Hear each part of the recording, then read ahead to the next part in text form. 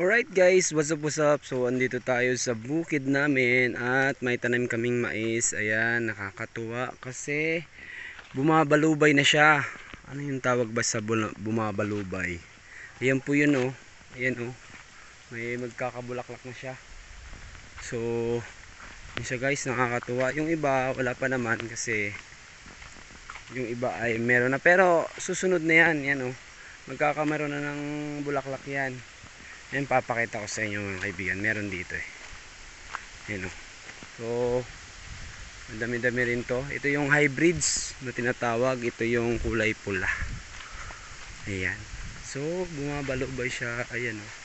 So, magkakapuso yan. Ayan, nakita nyo. Pausli na yung puso. Ayan yung puso o. Ayan o. So, ayan na siya. Sasabay yan. Yung pinakambulaklak. Ayan. Ayan guys. Ayan o. Counting idea lang ano. So, ayan na siya, pumupuso na. Ayan, so itong kuha na to, ito yung kuha eh. Ito yung pupunta sa kanya sa baba. Ayan, itong sasambot, itong pinakambalahibo niya. Mapapalag to, yung pinakang kuha niya, no.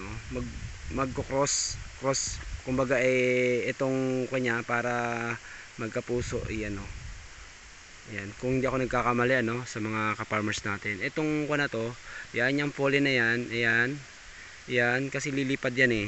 Pupunta yan dyan, sa may sasaluhin niya yan. Yan. Yan, para magkalaman. Yun ang alam ko ha.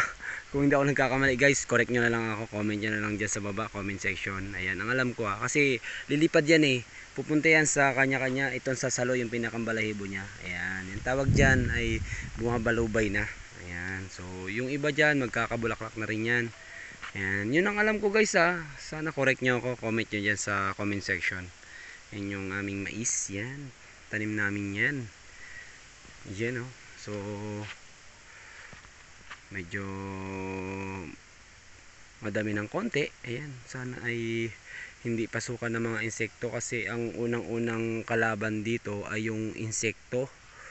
Pangalawa yung mga hayop. Kasi yung pinakang tinatawag na army worm na tinatawag, kasi kaya tinawag siya na army worm kasi marami sila.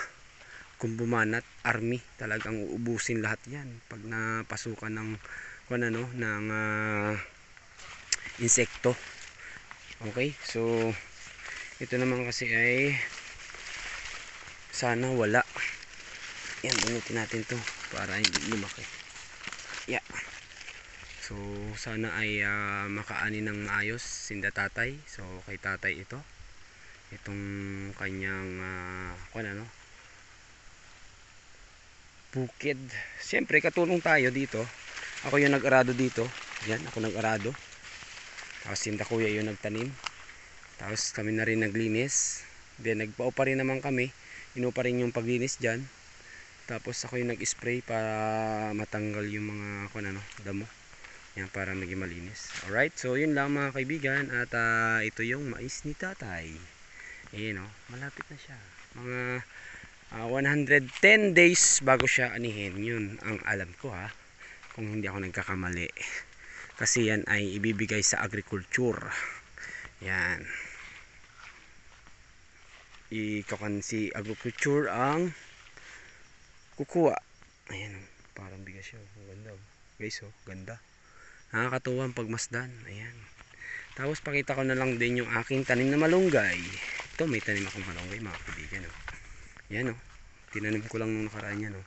Ayan, pwede nang pwede na sigurong ikon to. Ilagay kaso medyo dumilaw siya. Oh. Hindi ko lang alam. Ay, natamaan yata ng spray to. Kung hindi ako nagkakamali. So hindi pwede. Huwag nyo isama. Nag-spray nga pala ako. Yung gilid kasi dapat dadagain yan. Okay, sana hindi dagain tsaka puntahan ng mga baka. So kailangan mo talagang alagaan to. Right, yun lang guys.